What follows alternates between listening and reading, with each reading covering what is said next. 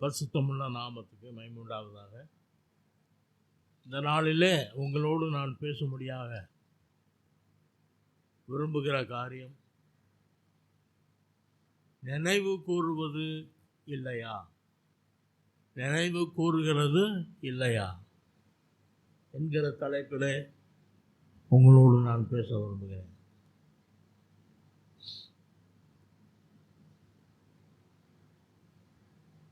முதல்ல, எளியவர்களுக்கு உதவ நினைவு கொள்ள வேண்டும். ரெண்டாவது, தேவ வல்லமையை நினைவு கூற வேண்டும். மூன்றாவது,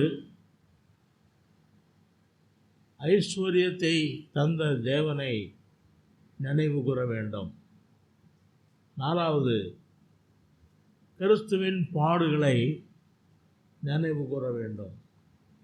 ஐந்தாவது, ஆதியில் கொண்டிருந்த அன்பை நினைவு கூற வேண்டும். ஆறாவது, லோத்தின் மனைவியை நினைவு கூற வேண்டும். ஏழாவது, ஆண்டவர் நினைவு கூறும்படி கர்த்தருடைய பந்தியை ஆசரிக்கும்படி கூறினார். இந்த தலைப்புகளில் தான் நான் இந்த நாளில் உங்களோடு பேச விரும்புகிறேன்.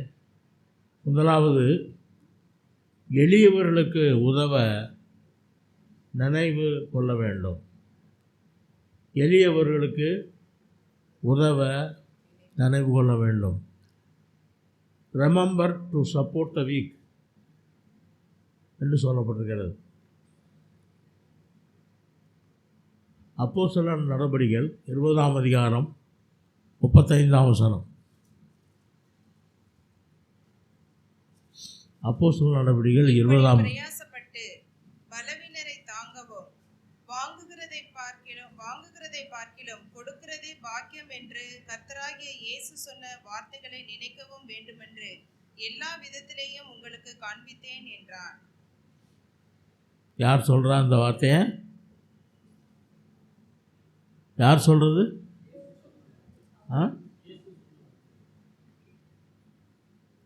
இயேசு சொன்ன வார்த்தையை நினைவு கூற வேண்டும். ஆனால் இந்த பகுதியை யார் சொல்கிறது? அப்போஸ்தலனாகிய பவுல். வாங்குகிறதை பார்க்கிலும் கொடுப்பதே பாக்கியம்.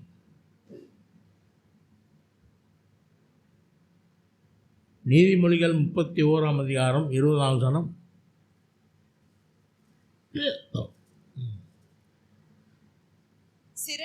சிறுமையானவர்களுக்கு தன் கைகளை திறந்து ஏழைகளுக்கு தன் கரங்களை நீட்டுகிறாள்.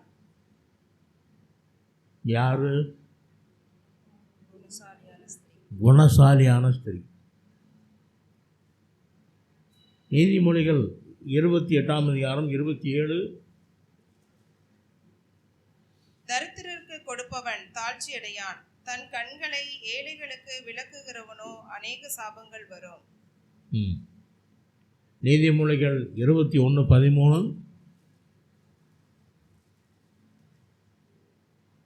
ஏழையின் கூக்குரலுக்கு தன் செவியை அடைத்துக் கொள்ளுகிறவன் தானும் சத்தமிட்டு கூப்பிடும்போது கேட்கப்பட மாட்டான். லூக்கா 21ஆம் அதிகாரம் 1-4. தன் கண்களை ஏறிட்டு பார்த்தபோது ஐஸ்வர்யவான்கள் காணிக்கை பெட்டியிலே தன் காணிக்கைகளை போடுகிறதை கண்டார். ஒரு ஏழை விதவை அதிலே 2 காசை போடுகிறதையும் கண்டு, இந்த ஏழை விதவை மற்ற எல்லாரை பார்க்கிலும் அதிகமாய் போட்டாள் என்று மெய்யாகவே உங்களுக்கு சொல்லுகிறேன். அவர்கள் எல்லோரும் தங்கள் பரிபூர்ணத்திலிருந்து தேவனுக்கென்று காணிக்கை போட்டார்கள். இவளோ தன் வறுமையிலிருந்து தன் ஜீவனத்துக்கு உண்டாயிருந்ததெல்லாம் போட்டுவிட்டாள் என்றார். எல்லாரும் காணிக்கை போட்டுட்ருக்காங்க. ஆனால் ஒரு ஏழை விதவை அவள் 2 காசு மாத்திரம் போட்டாள். அப்போ கர்த்தர் அந்த ஏழை விதவியனுடைய நிலைமையை ஆண்டவர் அறிந்தவராக இருந்ததுனால அவர் என்ன சொல்கிறாரு? தன் ஜீவனுக்கு உண்டானது எல்லாவற்றையும் அவள் என்ன செய்து விட்டாள்? போட்டு விட்டாள் என்று சொன்னார்.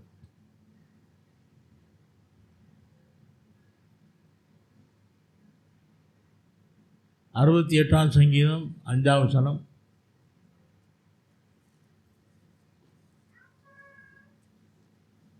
தம்முடைய பரிசுத்த வாசஸ்தலத்தில் இருக்கிற தேவன் திக்கற்ற பிள்ளைகளுக்கு தகப்பனும் விதவைகளுக்கு நியாயம் விசாரிக்கிறவருமாய் இருக்கிறார். நம்முடைய பரிசுத்த வாசஸ்தலத்திலே இருக்கிற தேவன். பரிசுத்த வாசஸ்தலம் எங்கே இருக்கு? பரலோகத்தில். அவர் எப்படிப்பட்டவர் சொல்லி சங்கீதக்காரன் சொல்கிறான்? திக்கற்ற பிள்ளைகளுக்கு தகப்பனும் விதவைகளுக்கு நியாயம் விசாரிக்கிறவருமாய் இருக்கிறார்.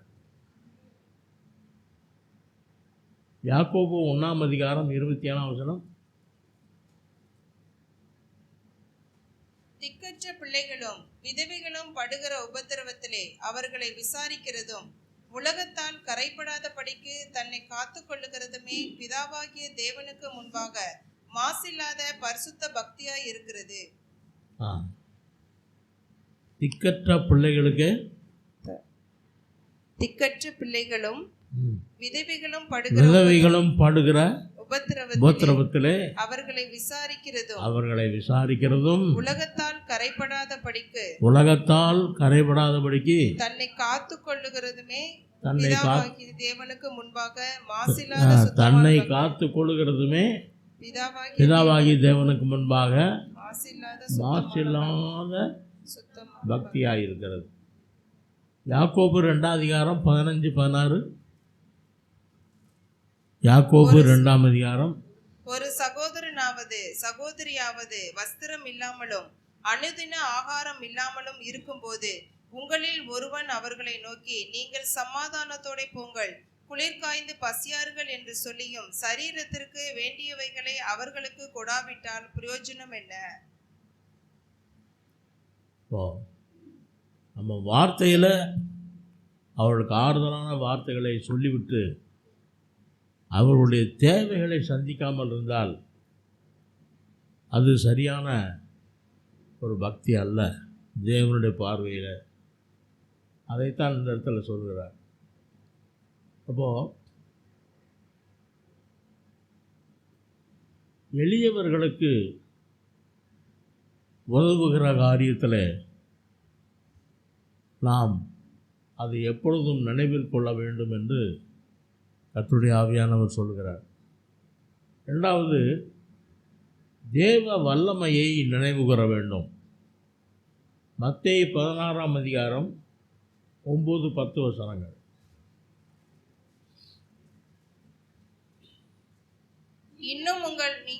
இன்னும் நீங்கள் உணரவில்லையா? 5 அப்பங்களை 5000 பேருக்கு பகிர்ந்ததையும் மீதியானதை எத்தனை கூடை நிறைய எடுத்தீர்கள் என்பதையும் 7 அப்பங்களை 4000 பேருக்கு பகிர்ந்ததையும் மீதியானதை எத்தனை கூடை நிறைய எடுத்தீர்கள் என்பதையும் நீங்கள் உணராமல் இருக்கிறீர்களா? நினைவு கூறாமல் இருக்கிறீர்களா? புளித்த மாவுக்கு எச்சரிக்கையாக இருங்கள்னு ஒரு ஆண்டவர் சொல்கிறார். அந்த சொன்ன அந்த பகுதியில் சரி நம்ம அப்பங்களை கொண்டு வராதனால தான் இப்படி சொல்கிறாரு போலன்னு சீசர் என்ன செய்கிறாங்க, ஒருவருக்கொருவர் பேசிக் கொள்கிறார்கள். ஆனால் அதை ஆண்டவர் அறிந்து அவளை கடிந்து கொள்கிறார். என்ன கடிந்து கொள்கிறார்? உங்களுடைய தேவைகளையெல்லாம் நான் சந்திச்சிருக்கேன். ஆனால் அந்த புளித்தமாவை குறித்து நான் சொன்ன அந்த வார்த்தையை நீங்கள் புரிந்து கொள்ள முடியாமல் இருக்கிறீர்களே அப்படின்னு சொல்லி கடிந்து கொள்கிறார்.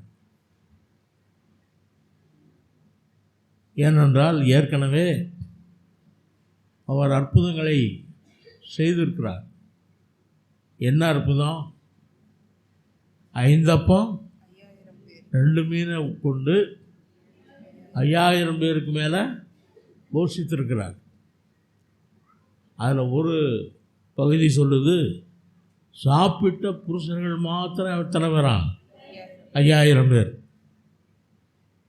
அப்போ மற்றவர்கள் எடுத்துக்கிட்டால் மனைவிகள், பிள்ளைகள் இதெல்லாம் எடுத்துக்கிட்டால் எவ்வளோ அதிகமாக இருக்கும்.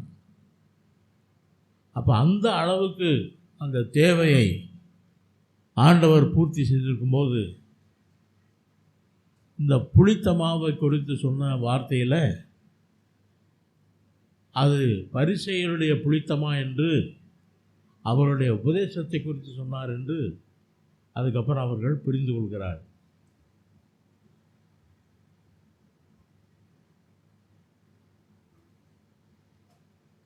ஒன்று சாமுவேல் 17ஆம் அதிகாரம் 34 36. 1 சாமுவேல் 17ஆம் அதிகாரம் 34, 35, 36. தாவீது சவுலை பார்த்து, உம்முடைய அடியான் என் தகப்பனுடைய ஆடுகளை மேய்த்து கொண்டிருக்கிற போது ஒரு விசை ஒரு சிங்கமும் ஒரு விசை ஒரு கரடியும் வந்து மந்தையில் இருந்த ஒரு ஆட்டை பிடித்து கொண்டது. நான் அதை தொடர்ந்து போய் அதை பிடித்து அதை அதன் வாய்க்கு தப்புவித்தேன். அது என்மேல் பாய்ந்த போது நான் அதன் தாடியை பிடித்து அதை அடித்து கொன்றேன்.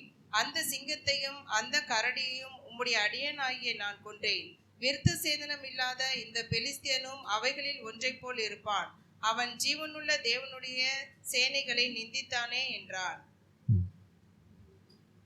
கோலியாத்துக்கு முன்னாடி தாவீது ஒரு அறைகூவல் விடுக்கிறார்.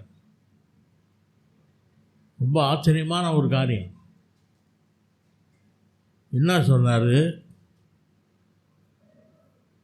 அவருடைய வாழ்க்கையில் நடந்த அனுபவங்களை சொல்லுகிறார். என்ன வாழ்க்கையில் நடந்த அனுபவம்? ஒரு விசை சிங்கம் வந்துச்சு, இன்னொரு விசை கரடி வந்துச்சு. சிங்கத்தின் தாடையை பிடித்து நான் என்ன செஞ்சிட்டேன்? கொன்று போட்டேங்கிறாரு.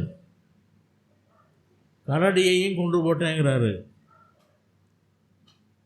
ஆச்சரியமாக இருக்குது. இந்த ரெண்டும் மனிதனை பட்சிக்கிற மிருகங்கள். ஆனால் அதை கொன்று போட்டேன் என்று சொல்கிறார். அப்போ அடுத்து என்ன சொல்கிறாரு? இந்த மாதிரி கொன்று போடுறதுக்கு ஆண்டவர் தான் எனக்கு உதவி செஞ்சார் அப்படின்னு சொல்கிறார். அப்போ அந்த சூழ்நிலையில் எனக்கு உதவி செய்த ஆண்டவர் இந்த விருத்த சேதனம் இல்லாத இந்த பெலிஸ்தியனுக்கு அவனை கொண்டு போட எனக்கு பலன் கொடுப்பார் என்று சொல்லி அறிக்கை செய்கிறார். நம்முடைய வாழ்க்கையிலேயே எப்போவுமே நம்முடைய தேவைகளை முன்வைத்து அதுக்காக கலங்கி கொண்டிருக்கக்கூடாது. அதே போல் ஒரு சந்தர்ப்பத்தில் ஆண்டவர் நமக்கு உதவி செய்த அந்த தருணத்தை நினைத்து பார்த்து, இந்த சூழ்நிலையும் ஆண்டவர் எனக்கு அப்படிப்பட்ட கிருபையை தருவார் அப்படின்னு சொல்லி பலப்பட வேண்டும் என்பதற்காக இந்த காரியத்தை சொல்லுகிறார்.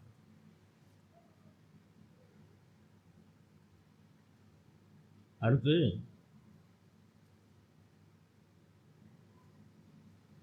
உபாகமம் 7ஆம் அதிகாரம் 17 to 19. அதுதான் பார்த்தோமோ.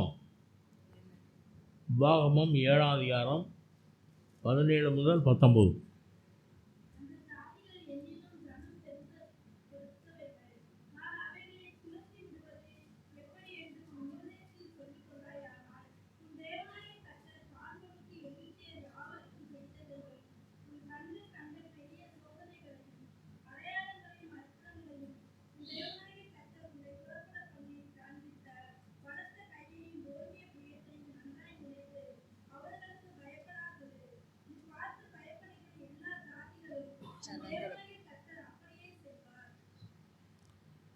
எந்த ஒரு எதிரியையும் பார்த்து பயப்படக்கூடாதுன்னு சொல்லி ஆண்டவர் சொல்கிறார்.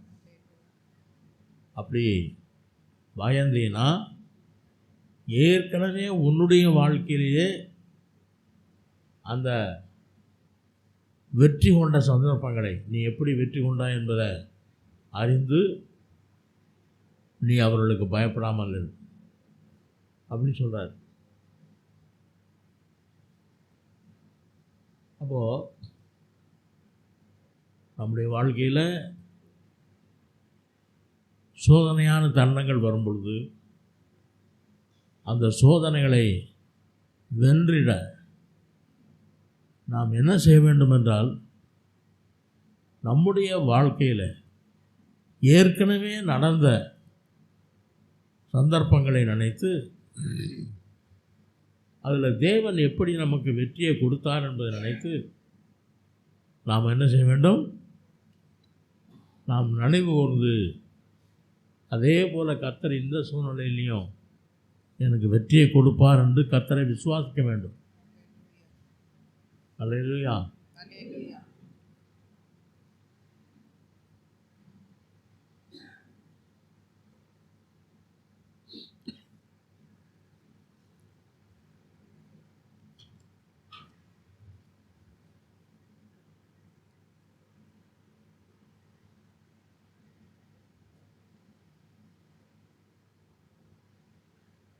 உபாகமம் 8ஆம் அதிகாரம் 12 முதல் 18 வசனங்கள். நீ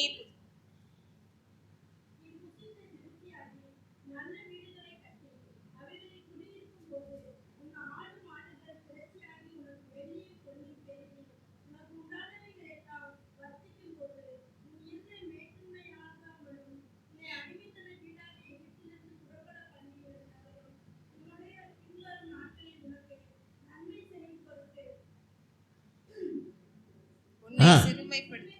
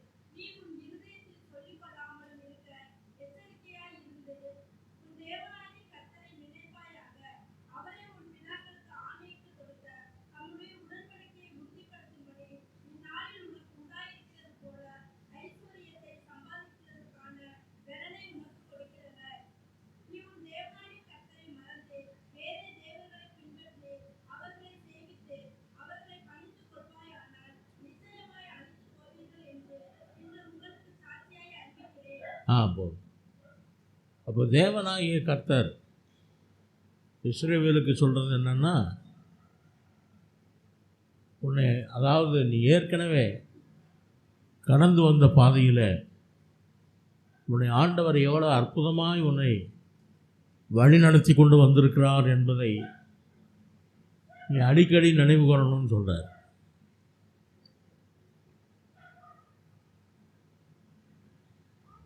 இஸ்ரவேல் ஜனங்களுக்கு விரோதமாக எதிரிகள் வந்தபோது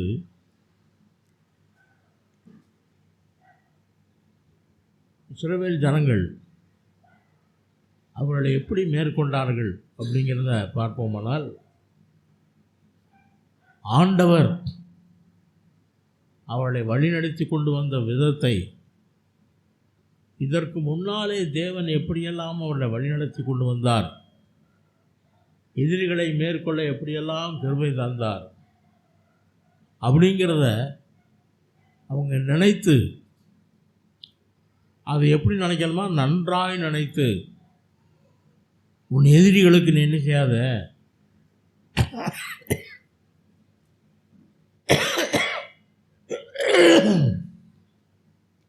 பயப்படாதே என்று சொல்கிறார்.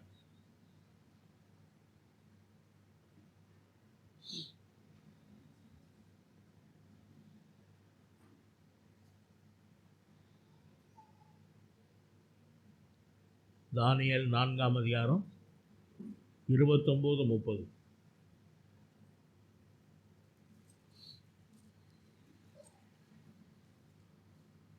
அப்போ 12 மாதம் சென்ற பின்பு ராஜா பிலமோன் ராஜ்யத்தின் அரண்மனை மேல் உலாவிக் கொண்டிருக்கும் போது இது என் வல்லமையின் பராக்கிரமத்தினால் என் மகிமை பிரபாதத்துக்கென்று ராஜ்யத்துக்கு அரண்மனையாகிய நான் கட்டின மகா பாபிலோன் அல்லவா என்று சொன்னான். சொன்ன உடனே என்னாச்சு? அந்த வார்த்தை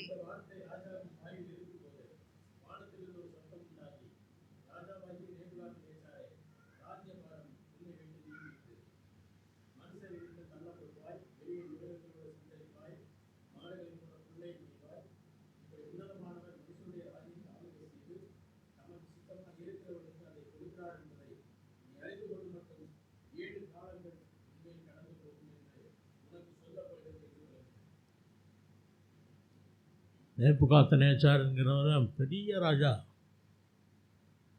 ஏறக்குறைய உலகத்தில் முக்காவாசி ராஜ்யங்களை பிடித்தவன். ஆனால் அந்த ராஜா பெருமையாக ஒரு சமயம் அவன் என்ன செய்கிறான், நான் கட்டின மகா பாபிலோன் அல்லவா என்று பெருமையாக பேசுகிறான். இப்போ பெருமையாக பேசின உடனேயே பரலோகத்திலிருந்து சத்தம் உண்டாச்சு. என்ன சத்தம்? நேபுகாத்நேச்சார்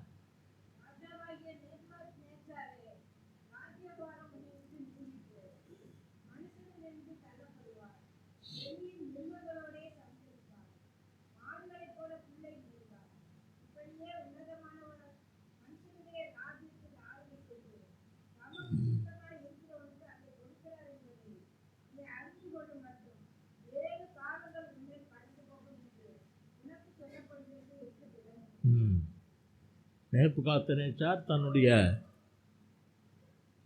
அதாவது வர்த்தமானங்களில் அதை எழுதி வச்சுருக்கார் அப்படின்னு சொல்கிறாங்க. 7 காலங்கள் சொல்லும். அப்படியே மிருகத்தை போல மாறி அவர் புல்லை மேய்ந்து கொண்டு அவருடைய வாழ்க்கையில் ஒரு ராஜா இப்படியெல்லாம் மாற வேண்டிய சூழ்நிலை வரும்போது இப்போதான் பரலோகத்தினுடைய அதிகாரத்தை அவர் நினைக்கிறான். நான் கட்டின மகா பாபிலோன் அல்லவான்னு சொன்னதுனால தன்னுடைய திறமையிலையும் தன்னுடைய பலத்திலையும் நம்பிக்கை கொண்டு வந்ததுனால அவனுக்கு இந்த சூழ்நிலைகள் ஏற்பட்டது. ஆனால் அதுக்கப்புறம் பரலோகத்தின் தேவனுடைய கிருபையை நினைத்து அவன் ஆண்டவரை மகிமைப்படுத்த ஆரம்பிக்கும்போது மறுபடியுமாக கர்த்தர் அவனுடைய சூழ்நிலையெல்லாம் மாற்றி முகக்கலையெல்லாம் வர செய்து அந்த மந்திரிமார்கள் வேலையாட்கள் எல்லாரும் அவன் தேடி வரும்படியாக கர்த்தர் செய்கிறார்.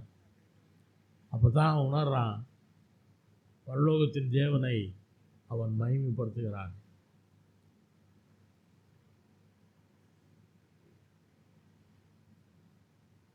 எஸ்தர்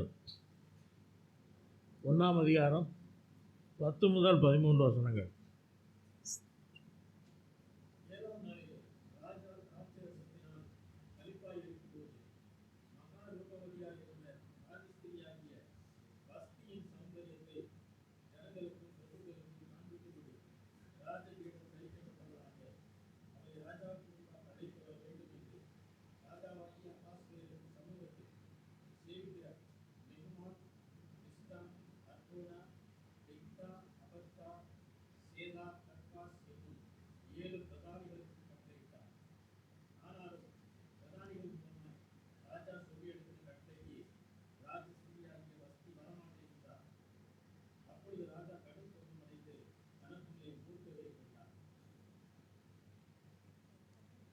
ராஜா இந்த மாதிரி விரும்பி இருக்கக்கூடாது. என்ன விரும்புகிறேன்? தன்னுடைய மனைவியாக இருக்கக்கூடிய வஸ்தி தன்னுடைய அழகையெல்லாம் சபைக்கு முன்னால் தன்னை காட்ட வேண்டும் என்று அவன் விரும்புகிறான். அதற்கு வஸ்தி அதுக்கு செவி கொடுக்கலை. அதை அல்ல தட்டுகிறாள், வரமாட்டேன் என்று சொல்லுகிறாள். அப்போ தான் ராஜா கடுங்கோபம் கொண்டு வத்தியினுடைய ஸ்தானத்தில் வேறு ஒருத்தியை கொண்டு வந்து அங்கே அமர செய்ய வேண்டும் என்று விரும்பி எஸ்தர் கொண்டு வருகிறான். எஸ்தர் தேவனுடைய பார்வையில் அவள் ஒரு விசேஷித்த நிலைமையில் இருக்கிறாள். அவள் என்ன செய்கிறா? அவள் வந்து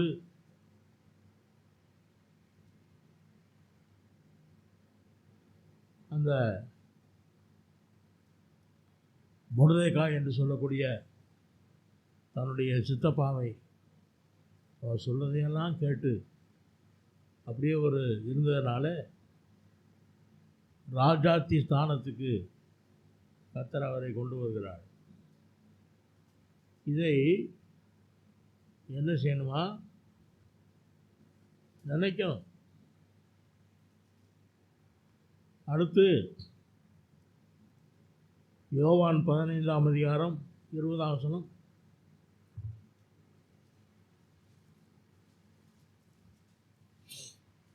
ஊழியக்காரன் தன் எஜமானிலும் பெரியவன் அல்லவென்று நான் உங்களுக்கு சொன்ன வார்த்தை நினைத்து கொள்ளுங்கள். அவர்கள் என்னை துன்பப்படுத்தினதுண்டானால் உங்களையும் துன்பப்படுத்துவார்கள்.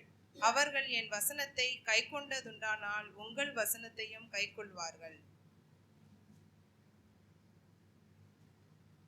ஆண்டவர் தனக்கு வந்த பாடுகளை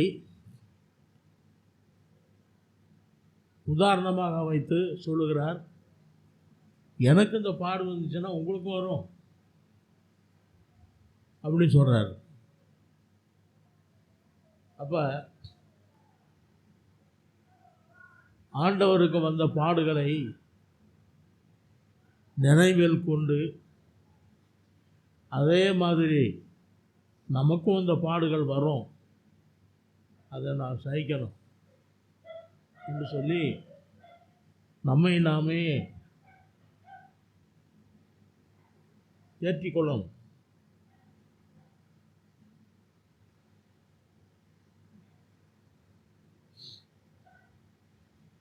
இயேசு கிறிஸ்துவுக்கு வந்த பாடுகள்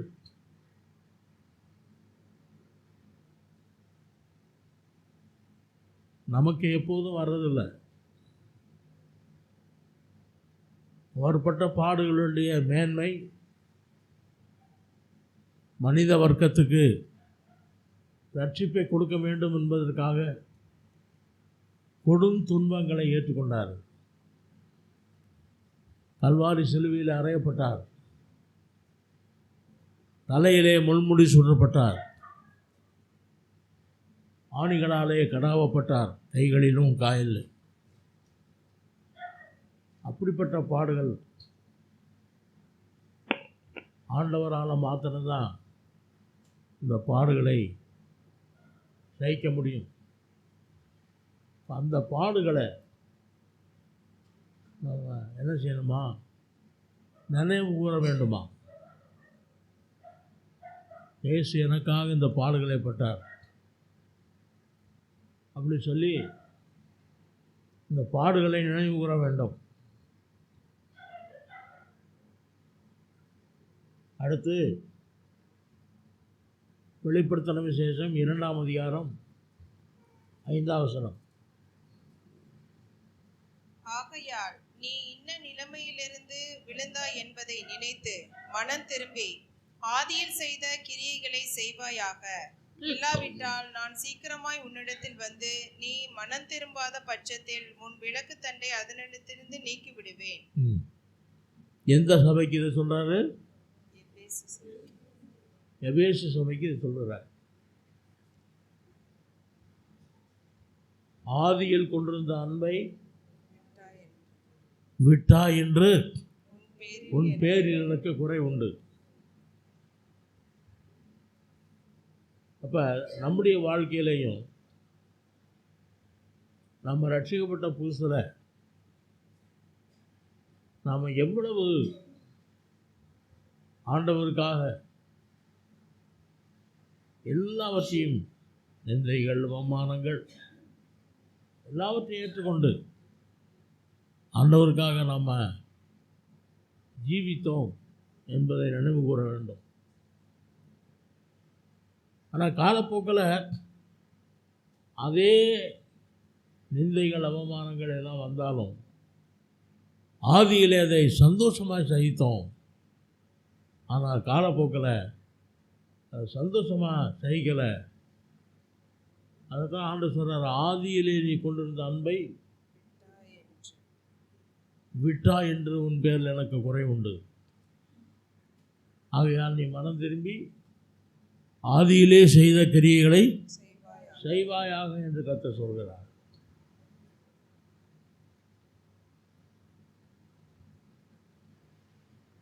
அடுத்து லூக்கா சுவிசேஷம் 17ஆம் அதிகாரம் 32ஆம் வசனம்.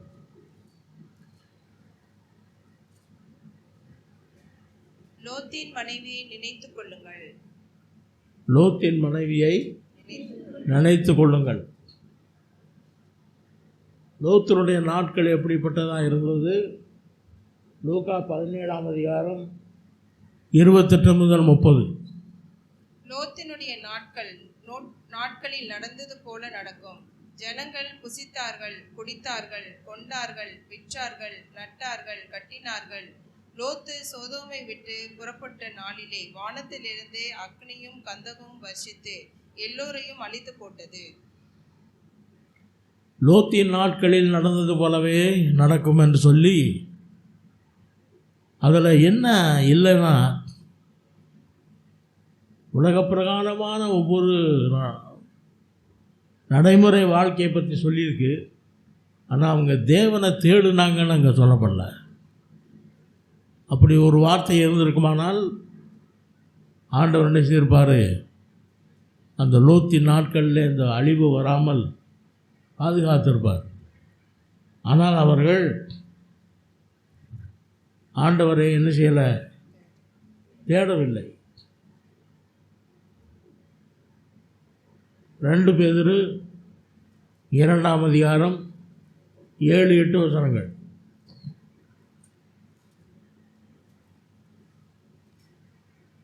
அக்கிரமக்காரருக்குள் வாசமாய் இருக்கையில் அவருடைய காமவிகார நடக்கையால் வருத்தப்பட்டு நாள்தோறும் அவர்களுடைய அக்கிரம கிரியைகளை கண்டு கேட்டு நீதியுள்ள தன்னுடைய இதயத்தில் பாதிக்கப்பட்ட நீதிமானாகிய லோத்தை அவர் ரட்சித்திருக்க.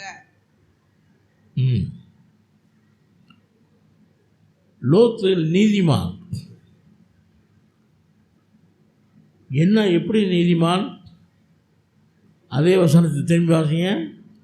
அக்கிரமக்காரருக்குள் வாசமாய் இருக்கையில் அவருடைய காமவிகார நடக்கையால் வருத்தப்பட்டு நாள்தோறும் அவர்களுடைய அக்கிரம கிரியைகளை கண்டு கேட்டு நீதியுள்ள தன்னுடைய இதயத்தில் பாதிக்கப்பட்ட நீதிமானாகிய லோத்தை அவர் ரட்சித்திருக்க. லோத்தினுடைய இருதயம் பாதிக்கப்பட்டது. எதனால் பாதிக்கப்பட்டது?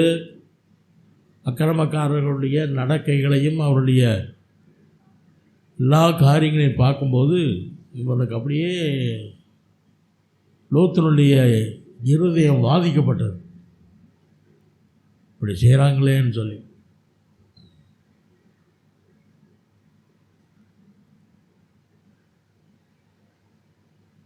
லோத்தினுடைய மனைவி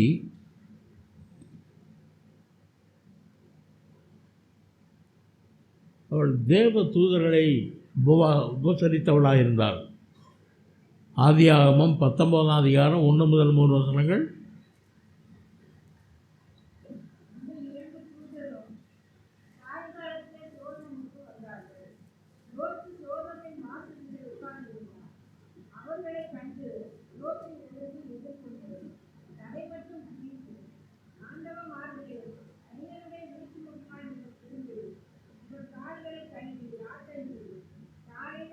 பிரயாணப்பட்டு போகலாம் என்றார். அதற்கு அவர்கள் அப்படியல்ல, நீதியிலே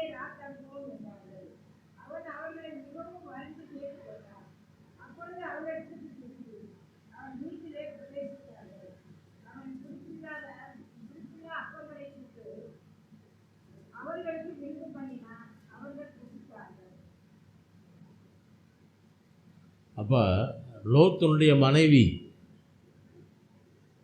தேவ தூதர்களையே உபசரித்தவர்.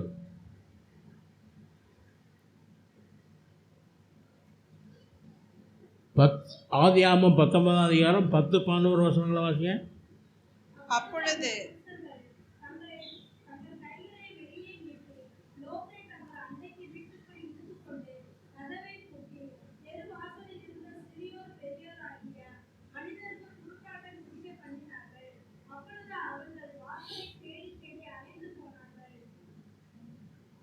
லோத்து வாழ்ந்த நாட்களில் ஆங்கிலத்தில் சொல்கிறதா இருந்தால் ஹோமோசெக்சுவல், ஓரினச் சேர்க்கை அப்படிங்கிற பாவத்தை செய்த மக்களாக இருந்தாங்க. அதனால தான் இந்த தேவ தூதர்களை பார்த்த உடனே அவரிடத்தில் தங்களுடைய அந்த பாவத்தை செய்யும்படி அவர்களை தேடி வந்தார்கள். அப்போ லோத் என்ன செய்தான்? அவர்களை கூடாரத்துக்குள்ளே உள்ளே அழைத்து கொண்டு இந்த தேடி வந்தவங்களை குருட்டாட்டம் பிடிக்கும்படியாக அந்த தேவதூதர்கள் செய்தார்கள்.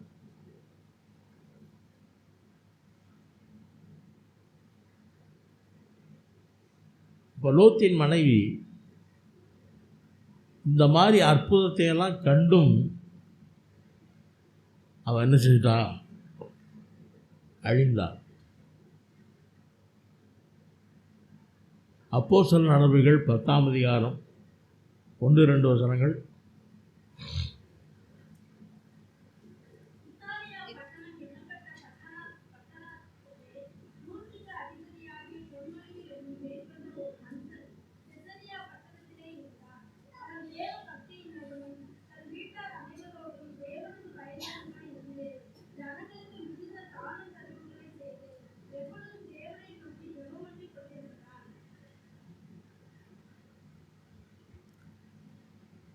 கொர்நேலியு ஒரு புறஜாதியான், யூத மார்க்கத்து அமைந்தவன். அவன் என்ன செய்கிறான்? ஜனங்களுக்கு மிகுந்த தான தர்மங்களை செய்து கொண்டு வந்தான். அப்போ பகலிலே ஒரு தேவ தூதன் தன்னுடையத்தில் வரும்படியாக பிரத்யட்சமாக நேரடியாக பார்க்குறான். அப்போ அந்த தேவதூதன் என்ன சொல்கிறான்? அவனை உற்று பார்த்து பயந்து, ஆண்டவரே என்ன என்றான். அப்பொழுது அவன், உன் ஜெபங்களும் உன் தர்மங்களும் தேவனுக்கு நினைப்பூட்டுதலாக அவர் சந்நிதியில் வந்து எட்டி இருக்கிறது. இப்பொழுது நீ யோப்பா பட்டணத்துக்கு மனுஷரை அனுப்பி பேதுரு என்னும் மறுபெயர் கொண்ட சீமோனை அனுப்பி அவன் தோல் பதனிடுகிறவன் ஆகிய சீமோன் என்னும் ஒருவனிடத்தில் தங்கியிருக்கிறான். அவனுடைய வீடு கடலோரத்தில் இருக்கிறது. நீ செய்ய வேண்டியதை அவன் உனக்கு சொல்லுவான் என்றான். பாருங்க, ஒரு தேவதூதனே வந்து பிரத்யட்சமாக தரிசனமாகி அந்த கொர்நேலியுட்ட பேசிக்கிட்டு இருக்கான். கொர்நேலியு அப்படியே பயந்து இந்த தேவதூதன் சொல்கிறதா ரொம்ப கவனமாக கேட்குறான். இதில் ஒரு காரியத்தை நாம் அறியணும். இயேசு கிறிஸ்துவினாலே ரட்சிப்பு வருகிறது அப்படிங்கிறத இந்த தேவதூதன் சொல்லியிருக்கலாமா இல்லையா? ஆனால் என்ன செய்யலை? இந்த தேவதூதன் சொல்லலை. ஏன் சொல்லலைன்னா, அது யார் தான் சொல்லணும்? பேதுரு தான் வந்து சொல்லணும். ஒரு மனிதனுக்கு ஏற்படுகிற ரட்சிப்பு மனிதன் மூலமாகத்தான் அறிவிக்கப்பட வேண்டும். அதான் தேவனுடைய சித்தம். சரி, ஆதியாகமம் 19ஆம் அதிகாரம் 15ஆம் வசனம். கிழக்கு வெளுக்கும் போது அந்த தூதர் லோத்தை நோக்கி, பட்டணத்திற்கு வரும் தண்டனையில் நீ அழியாதபடிக்கு எழுந்து உன் மனைவியை இங்கே இருக்கிற உன் 2 குமாரத்திகளையும் அழைத்து கொண்டு போ என்று சொல்லி அவனை துரிதப்படுத்தினார்கள்.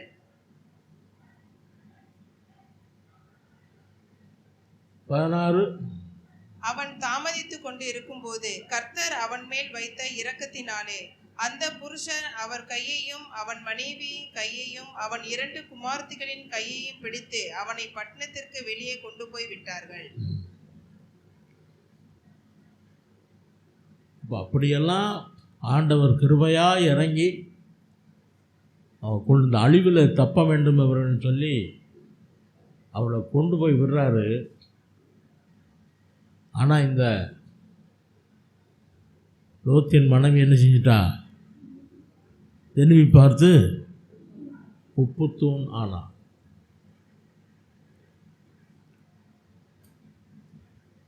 நான் மதுரையில் ஒரு சபைக்கு போய் கொண்டிருந்தேன். அப்போ அந்த சபையினுடைய போதகர் ஒரு காரியம் சொன்னார். என்ன சொன்னார்னா, லோத்தின் மனைவி அந்த உப்பு தூணில் கொஞ்சம் எடுத்து அதை அந்த ஊழியக்காரருக்கு அனுப்பியிருந்தாங்களாம். லோத்தின் மனைவியினுடைய உப்பு தூண் அதில் எடுக்கப்பட்டதுன்னு சொல்லி. அப்போ அந்த ஊழியக்காரரு இந்த பின்மாற்றுக்காரினுடைய இந்த உப்பு தூணை நான் என்ன செய்ய மாட்டேன், பார்க்க மாட்டேன்னு சொல்லி அதை வெளியே எறிஞ்சிட்டார். நான் பிரசங்கம் கேட்குற நேரத்தில் இப்படி அவர் சொன்னார். அப்போ அழிவின் செய்தியை கேட்டும் லோத்தின் மனைவி அழிந்தாள். இரக்கத்தினால் வெளியே கொண்டு வந்து விட்டும் லோத்தின் மனைவி அழிந்தாள். கர்த்தர் தம்முடைய கையை பிடித்து வெளியே கொண்டு வந்து விட்டும் வழியிலே அவள் திரும்பி பார்த்து உப்புத்தூணானாள் என்று வேதம் சொல்கிறார். 1 கொரிந்தியர் 10ஆம் அதிகாரம் 6 முதல் 9 வசனங்கள்.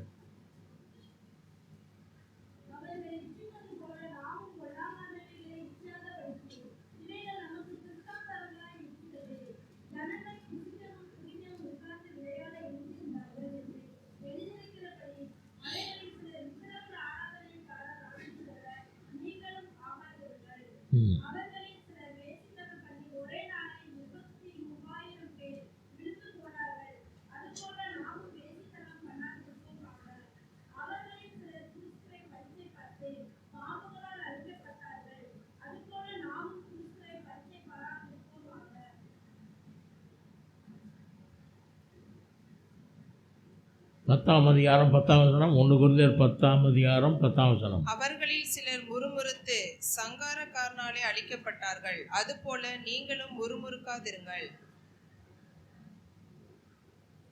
இவைகளெல்லாம் திருஷ்டாந்தங்களாக அவர்களுக்கு சம்பவித்தது. உலகத்தின் முடிவு காலத்தில் உள்ள நமக்கு எச்சரிப்பு உண்டாகும்படி எழுதப்பட்டும் இருக்கிறது. முறுமுறுப்பு என்பது ஆண்டவருக்கு பிடிக்காத ஒரு வார்த்தை. முறுமுறுப்பு. முறுமுறுப்பு அப்படின்னா என்ன? முறுமுறுப்புனா என்னங்க? முணமுணப்பு. யார் சொன்னது?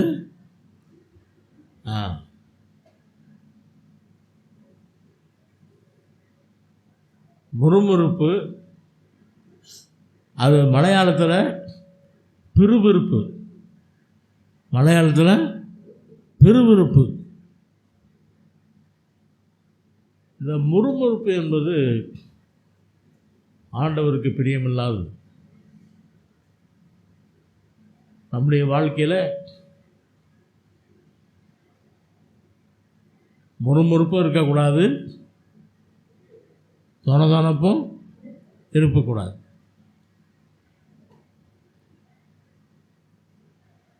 இப்போ ஆண்டவருக்கு அது பிரியமில்லாத காரியம். அதனால தான் அதை பைபிளில் இப்படி எழுதி வச்சுருக்காரு.